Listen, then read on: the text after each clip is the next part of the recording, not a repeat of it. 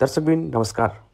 अख्तियार दुरुपयोग अनुसन्धान आयोगले पूर्व प्रधानमन्त्री माधव कुमार नेपाल लगायत विरुद्ध भ्रष्टाचार मुद्दा दायर गरेको छ।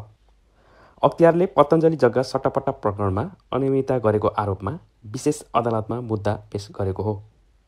नेकपा एकीकृत समाजवादीका अध्यक्ष समेत रहेका नेपाल विरुद्ध मुद्दा दर्ता भएको अख्तियार उच्च स्रोतले बताएको छ। नेपालको इतिहासमा पहिलोपटक पूर्व प्रधानमन्त्रीमाथि भ्रष्टाचार मुद्दा दर्ता भएको हो। यस्तै मन्त्री परिषदको निर्णयमाथि भ्रष्टाचार विरुद्धको मुद्दा चलेको पहिलोपटक हो। यसअघि अख्तियारले पतञ्जलि योगपीठको जग्गा अनियमिततामाथि अनुसन्धानका क्रममा अख्तियार दुरुपयोग अनुसन्धान आयोगले नेपालसँग बयान लिएको थियो। पतञ्जलि योगपीठले जडीबुटी खेती र आयुर्वेद अस्पताल निर्माणका लागि हदबन्दी छुटमा जग्गा खरिद गरेको थियो। तत्कालीन सरकारको निर्णयबाट हदबन्दी छुटमा पाएको जग्गापछि मन्त्री परिषदकै निर्णयबाट बिक्री गरेको भेटिएपछि अख्तियारले छानबिन थालेको थियो।